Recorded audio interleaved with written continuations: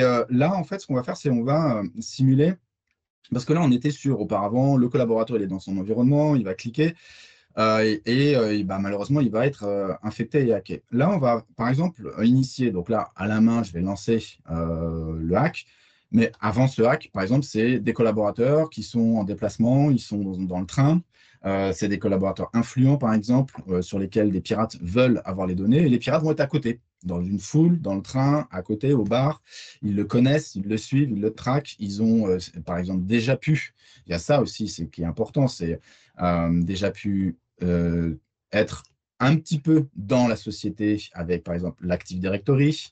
Ils ont pu sniffer pas mal de choses. Ça fait plusieurs mois, en fait, qui sont là, en sous-jacent, mais ils sont là et ils évoluent et les hacks essayent au fur et à mesure de trouver des points faibles. Mais ils sont déjà dans le système ou dans le réseau. Donc, par exemple, dans le train, bah, quelqu'un a sa souris avec son petit port USB qui n'est pas mis à jour. Et bah, voilà, la personne se fait hacker à distance par des périphériques comme type des Flipper Zero, ces petits périphériques à distance qui peuvent en fait lancer des scripts directement sur la machine. Donc là, c'est le concept. Et puis là, pour le coup, ça ne se passe pas bien pour le collaborateur. Et l'objectif des hackers, ça aussi, c'est une grande tendance. C'est, bah, tout à l'heure, c'était génial, on était protégé parce qu'on avait notre EDR, et l'agent de l'EDR en local qui bah, pouvait en fait répondre directement et puis arrêter le hack. Ce qui était un hack passif. Là, sur un hack intrusif, bah, l'objectif des pirates et la grande tendance, c'est on va isoler la machine. On va isoler la machine au niveau de ses interfaces réseau. C'est juste ça, le but. Et bah là, du coup, bah là, on ne peut plus rien faire. Là, la machine, elle est complètement isolée. C'est complètement le trou noir au niveau des communications de secours. L'EDR, bah, il va dire, ah bah tiens, j'ai une machine isolée, alerte rouge. D'accord, mais bon, le hack continue. Et du coup, souvent, les EDR, ils isolent complètement la machine. Après, qu'est-ce qu'on fait? Comment on fait pour aider le collaborateur? Donc là, c'est ce qu'on va voir. Donc là, je vais le faire en live. Donc là, j'utilise mon outil pour me connecter à… Donc l'outil, Intel et Mac, on a déjà, certainement avec Claude, vous avez certainement dû partager et voir.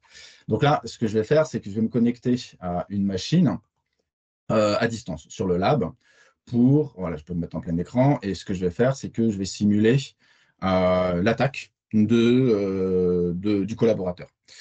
Donc là, on voit que là, ici, voilà, bah, j'ai accès au web. Là, je vais relancer la recherche, par exemple. Voilà. J'ai accès au web, je peux accéder. Voilà, ça tourne bien. Bon, bah, voilà, etc.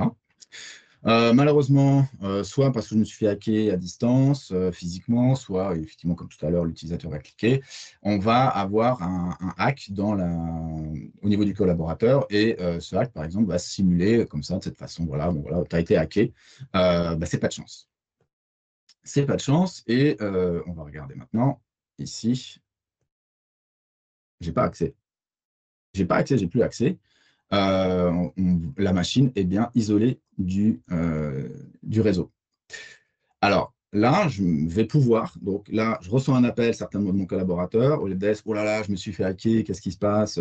Ça commence à mal tourner sur ma machine, j'ai accès à plus rien du tout, il n'y a aucune alerte de sécurité qui a été lancée parce que l'agent de l'EDR est complètement isolé, donc il fait ce qu'il a à faire en local, mais enfin, au vu de ses connaissances à l'instant T. Donc si c'est quelque chose de nouveau pour lesquels les hackers lancent ce hack, bah, ils savent que l'agent, lui, bah, il est un petit peu il est aveugle. Il ne Ça arrive. Et là, voilà, effectivement, j'ai une exception comme quoi je ne peux plus me connecter à la machine.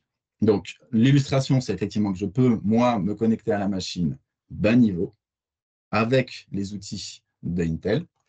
Et je vais pouvoir, donc là, je suis obligé de demander à un ami qui est sur le lab le code pour me connecter. Et une fois que j'aurai ce code, je vais pouvoir me connecter à la machine.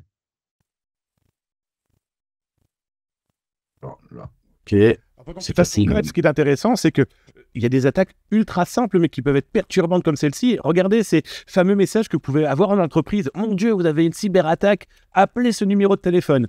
Ça pourrait déjà aussi vous protéger face à ce simple et basique, cette basique malveillance, mais ça peut aller beaucoup plus loin. Je te laisse continuer.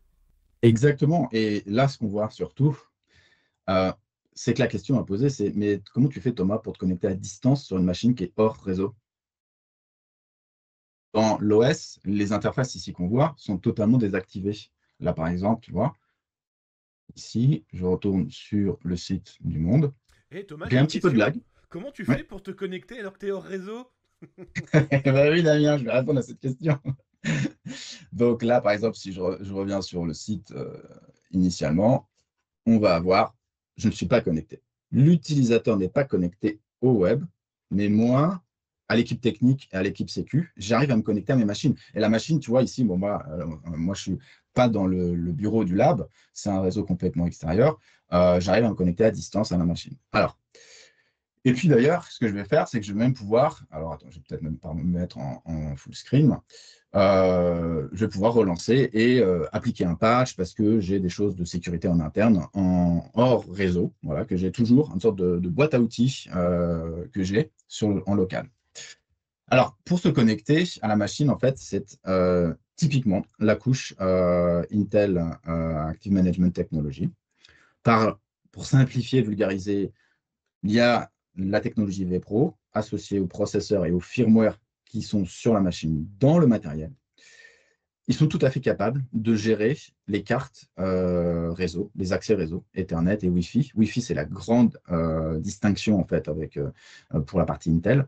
Et ils peuvent tout à fait gérer. Parce que par exemple, je ne sais pas si tu as déjà remarqué, mais quand tu es dans le BIOS, que tu n'as pas d'OS lancé, tu peux accéder au web Ouais, pour complètement. certains constructeurs. Ouais, ouais, ouais, ouais. Tu peux accéder au web. Donc là, c'est le même concept. Nous, on est encore en dessous, c'est sur la couche Intel au niveau vPro. Et le firmware, le pros et la carte mère sont compatibles au niveau de la techno vPro. Donc le hardware est compatible vPro. La carte réseau, tu l'auras compris, elle est bien Wake Online. Donc je peux la réveiller à distance. Elle écoute. Ça ne consomme pas beaucoup de batterie. Hein. C'est vraiment la carte mère est tout le temps allumée sur une machine. Tout le temps en veille. Ça consomme peu. Je lui envoie moi un signal par mon applicatif ici. Et ensuite, après, ce que je peux faire, c'est me connecter en hardware, comme si je faisais un KVM sur un serveur. Ouais. C'est à l'image. Je peux me connecter en hardware sur cette machine et puis remédier, lancer mon script de remédiation. Donc c'est pour ça, c'est totalement indépendant de l'OS, totalement indépendant des outils de sécu qu'on connaît. Et moi, je peux utiliser mon kit et ensuite après, relancer en fait directement le, mon outil de remédiation. Donc voilà, c'est ce que je voulais illustrer. Et C'est puis chouette. Ouais, effectivement, tu ouais, vois. c'est super parlant là, parce que clairement, on pourrait se dire, oui, mais ça y est, ma machine est prise en otage, l'exemple. Ouais. Pas d'inquiétude. On peut, avec l'équipe, grâce justement à ce qui est proposé, avec l'Intel, avec vPro, eh bien, on est capable de revenir. C'est pour remonter le temps, en fait. C'est ça qu'il faut. Oui. Et donc, du coup, là, le pirate n'a plus qu'à s'y casser l'élan. C'est impressionnant. C'est ça.